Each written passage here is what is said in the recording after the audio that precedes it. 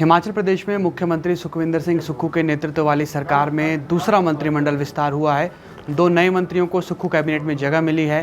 हमारे साथ बात करने के लिए मौजूद हैं। सर, सबसे पहले आपको बहुत बहुत शुभकामनाएं। और मैं सबसे पहले जानना चाहूँगा क्या प्राथमिकताएं रहने वाली है। हालांकि अभी आपको विभाग नहीं मिला है, लेकिन बावजूद इसके सरकार ग्रीन हिमाचल की बात कर रही है और साथ ही साथ हिमाचल प्रदेश की अर्थव्यवस्था को सुदृढ़ करने की बात कही जा रही है। आपका क्या योगदान इसमें रहने वाला है? आपके चैनल के सभी दर्शकों का मैं अपनी ओर से धन्यवाद करता हूं और विशेष रूप से हमारे प्रदेश के मुख्यमंत्री ठाकुर सुखविंदर सिंह सुक्खू जी और हमारे देश के सभी आला नेता, हमारे पार्टी अध्यक्ष खड़गे साहब और हमारे प्रभारी शुक्ला जी का भी मैं धन्यवाद करता हूं, जिन्होंने अपना विश्वास जताकर मुझे कैबिनेट में जो है वो स्थान दिया है। और मैं अपने ओर से उनको आश्वस्त करता हूं कि जो भी विभाग की वो जिम्मेवारी सौंपेंगे और उसके अकॉर्डिंगली जो है वो विभाग के अकॉर्डिंग काम किया जाएगा। और जो मुख्यमंत्री जी के प्रदेश हित में और प्रदेश को आगे ले जाने के जो फैसले हैं, जो भी मेरे विभाग के द्वारा जो दिया जाएगा, जो भी काम होंगे उसको आगे जो है वो तीव्रता के साथ जो है उसको आगे बढ़ाया जाएगा। सर, इंतज़ार क्या लंबा हुआ? क्योंकि जो दूसरा कैबिनेट का विस्तार हुआ था जनवरी 2023 में, उसका लगातार आपका जो नाम था वो चल रहा था, लेकिन दिसंबर साल के अंत आते आते तक जो है वो विस्तार हो सका। तो ये क्या इंतज़ार लंबा हो गया, 12 महीने का लगभग? नहीं, इंतज़ार लंबा नहीं है। कई अप्स एंड डाउन, कई बातें होती हैं और नाम तो पहले दिन से ही फ्लोट हो रहा था। और मैं बधाई देता हूँ माननीय मुख्यमंत्री जी को कि जिन्होंने बड़ी सूझबूझ के साथ जातीय समीकरण, हमारे क्षेत्रीय समीकरण को देखते हुए सब कुछ एक धागे में पिरो के जो है उन्होंने ये फ़ैसला लिया है और जिन्होंने ये जिम्मेवारी सौंपी है। और जिस तरीके से जो प्राथमिकताएं तो माननीय मुख्यमंत्री जी का जिस तरीके से नारा है कि जो व्यवस्था है उसको जो है परिवर्तित करना है, ताकि पंक्ति में जो आखिरी पंक्ति तक जो आदमी खड़ा है उसको उसका फ़ायदा जो है मिल सके, तो उसके अनुरूप जो है वो काम करेंगे। और जो भी यहाँ पे जिम्मेवारी मिलेगी और जिम्मेवारी मिलने के साथ साथ प्रदेश को आगे ले जाने का प्रयास करेंगे। आपने खुद जिक्र किया है जातीय समीकरण और क्षेत्रीय समीकरण, दोनों ही बहुत बड़ी जिम्मेदारी आप पर साधने की चुनौती रहने वाली है।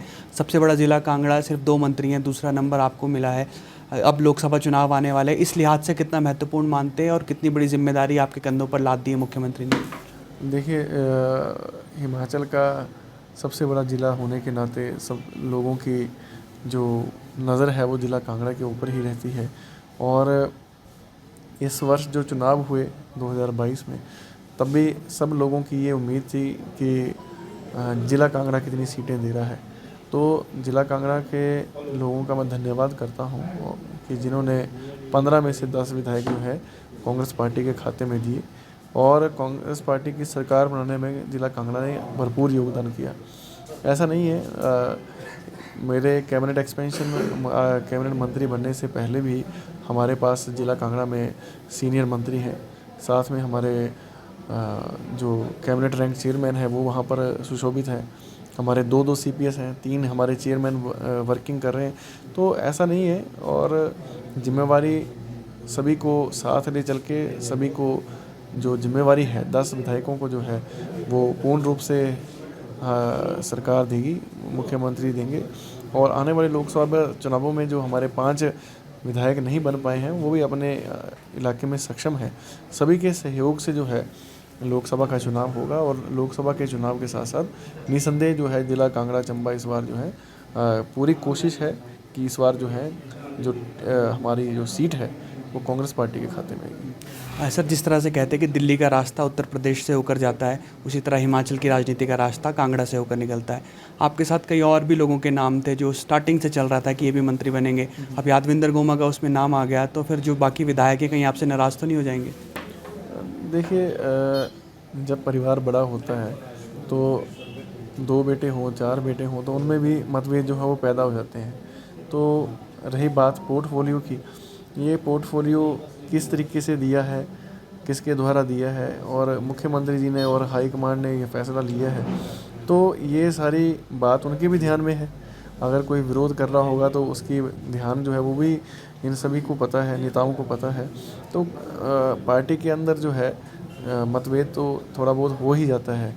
स्वाभाविक रूप से मेरे और भी विधायक हैं, 10 विधायक हैं, तो सबकी इच्छा होती है कि मुझे एक्सपेंशन मिले, कैबिनेट का दर्जा मिले, लेकिन नहीं मिला। लेकिन पार्टी इस बारे में भी ख्याल रख रही है और मुख्यमंत्री जी स्वयं इस बात को देख रहे हैं कि कोई ऐसा नाराज़गी वाला माहौल जो वो क्रिएट ना हो। आपके पिता भी विधायक रहे हैं और हमने एक वीडियो आपका देखा सोशल मीडिया पर, पिता बहुत भावुक हो गए जब आप मंत्री बने। परिवार के लिए कितना महत्वपूर्ण और विशेषकर पिताजी के लिए, क्योंकि शायद वो मंत्री बनने से चूक गए, अब आपने वो उनका सपना तो पूरा कर दिया। देखिए, पिताजी 1976 से एक्टिव पॉलिटिक्स में थे और 2012 तक वो एक्टिव पॉलिटिक्स में रहे और पार्टी ने काफ़ी मान सम्मान भी दिया, विभिन्न ओहदों पे रहे। पार्टी ने काफ़ी ऊपर तक सीनियर वाइस प्रेसिडेंट तक की पोस्ट पे जो है वो उनको बिठाया, डिस्ट्रिक्ट प्रेसिडेंट रहे, विधायक रहे।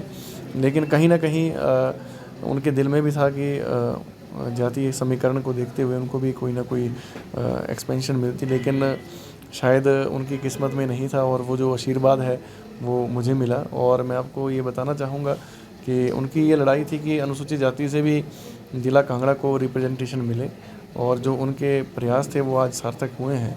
और मैं ये आपको बताना चाहूँगा कि ज़िला कांगड़ा में जहाँ तक मुझे ध्यान है, आज़ादी के बाद आज पहली बार जो है अनुसूचित जाति का कोई कैबिनेट रैंक में जो है वो आदमी पहुँचा है। तो ज़िला कांगड़ा के जितना भी हमारा अनुसूचित जाति का वर्ग है उन सब के लिए और मेरे पिताजी के लिए भी एक ये जो है वो फ़ख्र की बात है। अमूमन आपको हम इस तरह से टोपी में नहीं देखते, तो अब मंत्री आप बने तो आने वाले समय के लिए यही लुक नज़र आएगा टोपी के साथ ही आपका? देखिए, टोपी जो कई बार टोपी लगा भी लेते हैं, कई बार नहीं भी लगाते हैं, लेकिन जब कोई विशेष कार्यक्रम होगा तो टोपी लगा लिया करेंगे। चलिए सर, शुक्रिया आपका और आपको बहुत बहुत बधाई आगे के कार्यकाल के लिए। Thank you. तो ये थे कैबिनेट मंत्री यादविंदर गोमा। फिलहाल विभाग मिलने का इंतज़ार है और यही कहना है कि सभी को साथ लेकर चलेंगे और मुख्यमंत्री सुखविंदर सिंह सुक्खू ने इनके कंधे पर दोहरी जिम्मेदारी डाली है, क्षेत्रीय समीकरण साधने की भी और जातीय समीकरण साधने की भी। ये कितना सफल होंगे ये आने वाला वक्त बताएगा। फिलहाल के लिए इतना ही। आप जुड़े रहिए ABP लाइव के साथ।